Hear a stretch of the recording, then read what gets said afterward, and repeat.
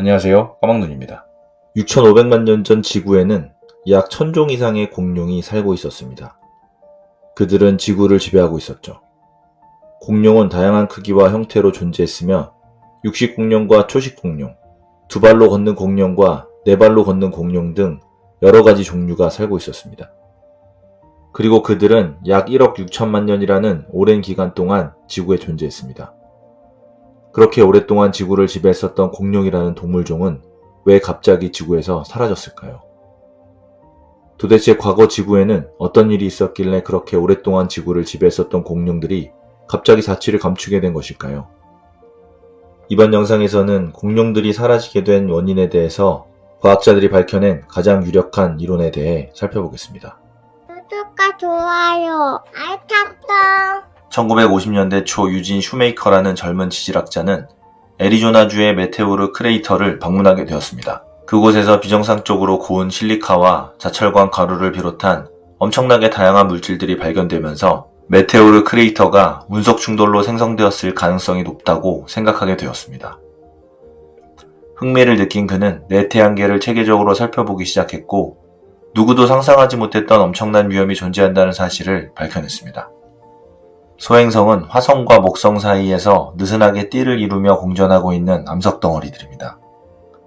그리고 태양계에는 엄청난 공간이 있기 때문에 대부분의 소행성들은 서로 160만 킬로미터 이상 떨어져 있죠. 우주에 도대체 얼마나 많은 소행성들이 떠돌아다니고 있는지는 아무도 모르지만 그 수는 10억 개를 넘을 것으로 추산하고 있습니다. 그러나 2001년 7월까지 2만 6천 개의 소행성들만이 확인되었을 뿐이었죠. 그리고 설사 태양계에 존재하는 모든 소행성들의 궤도를 확인한다고 해도 소행성들이 어떤 이유로 궤도를 벗어나서 지구로 날아오게 되는가는 아무도 모르고 있었습니다. 지구의 공전 궤도가 일종의 고속도로라고 한다면 그 길을 달리는 자동차는 우리뿐입니다. 그러나 보행자들이 살펴보지도 않고 길을 건넌다고 생각해보면 우리는 그런 보행자들 중에서 90%에 대해서는 아무것도 알지 못합니다. 그들이 어디에 살고 있고 어떤 생활 주기를 가지고 있으며 얼마나 자주 길을 건너는지에 대해서 말이죠.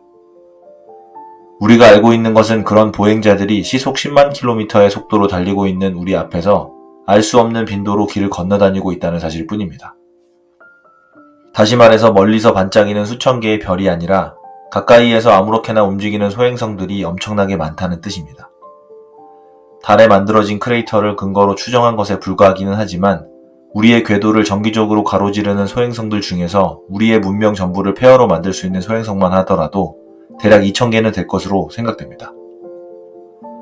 그러나 집체 정도의 작은 소행성이라고 하더라도 도시 정도는 파괴할 수가 있습니다.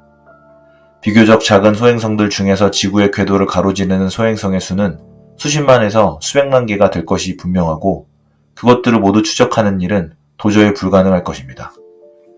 유진 슈메이커가 사람들에게 네 태양계의 위험성에 대한 경각심을 일깨우려고 노력하는 동안에 이탈리아에서는 컬럼비아 대학의 젊은 지질학자에 의해서 아무 상관도 없는 것처럼 보이는 다른 일이 조용하게 진행되고 있었습니다.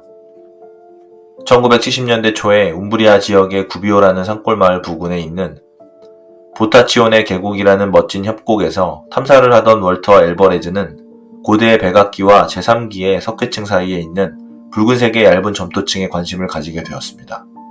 지질학에서 KT 경계라고 알려진 두 지질시대의 경계는 화석 기록에서 공룡을 비롯한 지구상의 동물 중 절반 이상이 갑자기 사라져버렸던 6,500만 년 전에 해당합니다. 엘버레즈는 0.6cm에 불과한 얇은 점토층과 지구 역사에서 그런 극적인 순간이 어떤 관계가 있는 것이 아닌가 하는 의문을 가지게 되었습니다.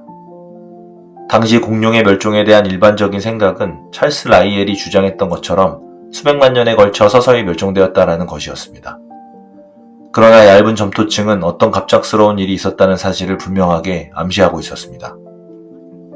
그리고 엘버레즈는 노벨 물리학상 수상자였던 아버지 루이스 엘버레즈의 도움을 받아 우주에서 날아온 먼지에서 그 해답을 찾을 수 있었습니다. 매년 지구에는 약 3만 톤의 우주먼지가 날아와 쌓이게 되는데 그런 먼지 속에는 지구에서는 쉽게 발견할 수 없는 특이한 원소들이 들어있었습니다. 엘버레즈는 중성자 방사와 분석법이라는 방법을 이용해서 붉은 점토층을 분석했고 그 속에는 보통값의 300배가 넘는 양의 이리듐 원소가 존재했습니다. 그리고 이리듐은 지구에서 쉽게 발견할 수 없는 원소였죠.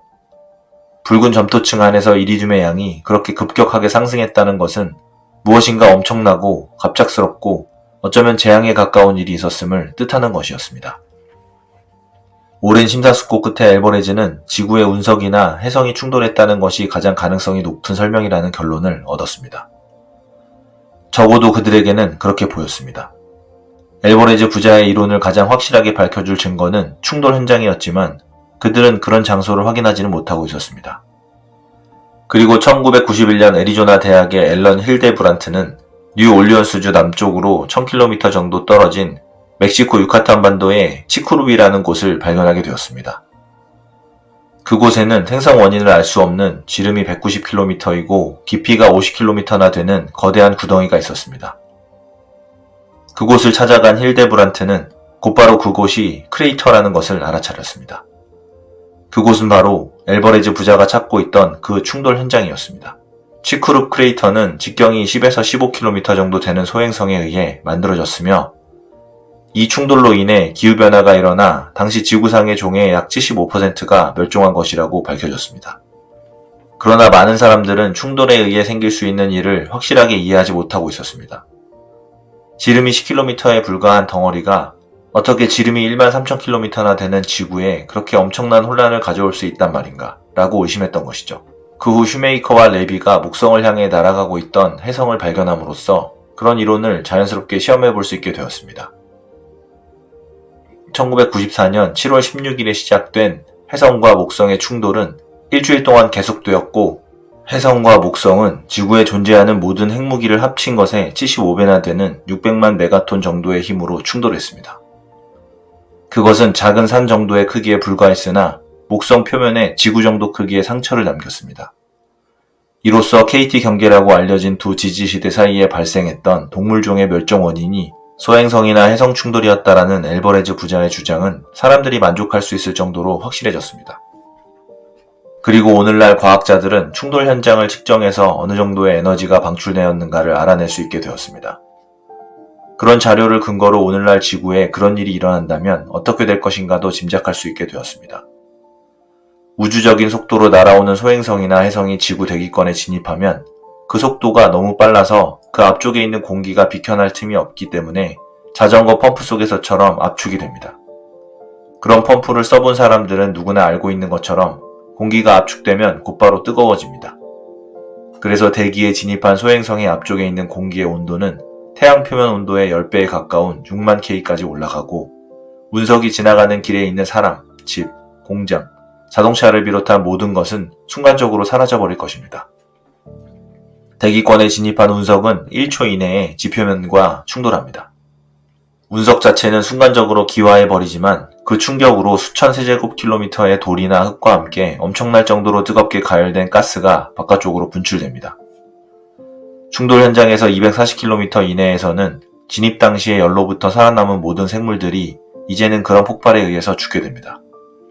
초기의 충격파는 거의 빛의 속도에 가까운 속도로 바깥으로 퍼져나가면서 그 앞에 있는 모든 것들을 휩쓸어 버릴 것입니다. 직접적인 영향권 바로 바깥에서 가장 먼저 겪게 되는 재앙은 인간의 눈으로는 본 적이 없는 엄청나게 눈부신 빛일 것입니다. 그 순간부터 1, 2분 이내에 상상도 할 수 없는 규모의 종말과 같은 광경이 펼쳐지게 될 것이고 하늘 끝까지 닿는 무시무시한 어둠이 시속 수천 킬로미터로 퍼져나가면서 시야를 완전히 막아버릴 것입니다. 그런 어둠은 소리의 속도보다 훨씬 빠르게 다가오기 때문에 소름 끼치는 세상은 엄청난 정막 속에 빠져버릴 것입니다. 몇 분 이내에 시카고, 세인트루이스, 캔자스시티, 트윈시티를 포함한 덴버에서 디트로이트에 이르는 거의 모든 중서부 지역에 서 있는 모든 것들은 쓰러지거나 불길에 휩싸이게 되고 거의 모든 살아있는 생물들은 죽어버릴 것입니다. 1600km 이내에 있는 사람들은 바람에 넘어지고 날아오는 파편에 사정없이 얻어맞게 될 것입니다. 그런데 그것은 초기의 충격파에 불과합니다. 그 이후에 나타나게 될 피해가 전 세계적 규모라는 것을 짐작할 수 있을 뿐입니다. 엄청난 규모의 지진들이 연속해서 일어날 것은 틀림없습니다. 전 세계의 화산들이 우르렁거리면서 터질 것입니다. 엄청난 해일이 멀리 떨어진 해안을 향해 덮쳐갈 것입니다. 1시간 이내에 시커먼 구름이 전 세계를 덮을 것이고 시뻘겋게 달아오른 돌덩어리와 파편들이 날아다니면서 전 세계가 불길에 휩싸이게 될 것입니다. 하루 만에 적어도 15억 명 이상이 사망할 것으로 추정됩니다. 통신시설이 작동하지 않을 것이기 때문에 생존자들은 무슨 일이 생겼는지도 알 수가 없고 어디로 몸을 피해야 하는가도 알 수가 없게 될 것입니다. 그리고 충돌 그 이후의 화재에 의해서 생기는 그을음과 떠다니는 재가 햇볕을 차단할 것이고, 그런 상태가 몇 달 또는 몇 년 동안 계속되면 식물의 성장 사이클이 파괴되어 버릴 것입니다. 2001년에 칼텍 연구진이 KT 충돌에서 생긴 최적층의 헬륨 동위원소를 분석해본 결과에 따르면 지구의 기후가 1만 년 이상 영향을 받았던 것으로 밝혀졌습니다. 그런 분석 자료에서 공룡의 멸종이 순식간에 엄청난 규모로 일어나게 되었다는 주장이 확인됨으로써 이제는 지질학용으로 정책하게 되었습니다. 인류가 그런 충돌을 얼마나 잘 견뎌낼 수 있는가, 또는 과연 견뎌낼 수 있기나 한 것인가는 짐작만 할 수 있을 뿐입니다. 만일 우리가 다가오는 운석을 미리 발견한다면 과연 우리는 무엇을 할 수 있을까요? 우리가 핵무기를 발사해서 그것을 산산이 조각낼 수 있을 것이라고 생각하는 사람들이 많습니다. 그렇지만 그런 주장에는 문제가 있습니다. 우리가 어떤 혜성이 우리에게 다가오고 있다는 것을 미리 알 수 있는 것은 기껏해야 6개월 전이 될 가능성이 높습니다. 그리고 혜성이 지구를 향해서 다가오고 있다는 사실을 알고 있다 하더라도 그 정확한 궤적을 계산하는 것이 너무 어렵고 오차 범위가 크기 때문에 충돌이 일어나기 몇 주 전이 되어야만 그 궤적을 확실하게 알 수 있습니다. 그렇기 때문에 그런 충돌이 다시 한번 재현된다면 그때는 우리가 할 수 있는 일은 그다지 많지 않을 것입니다. 그러나 다행스럽게도 어떤 생물종을 완전히 멸종시키는 것은 매우 힘든 일일 것입니다. 생명은 끈질긴 것이어서 연기가 사라지고 난 후에는 거의 모든 생물종 중에는 다행스럽게도 생존한 것들이 남아있을 것이기 때문에 영원히 사라진 것은 없을 것입니다. 그리고 더욱 고약한 사실은 그런 끔찍한 위험이 하늘에서만 다가오는 것이 아니라는 것입니다. 지구 자체도 충분히 심각한 위험 요소를 가지고 있습니다. 다음 영상에서는 지구가 가지고 있는 위험 요소에 대해서 살펴보도록 하겠습니다.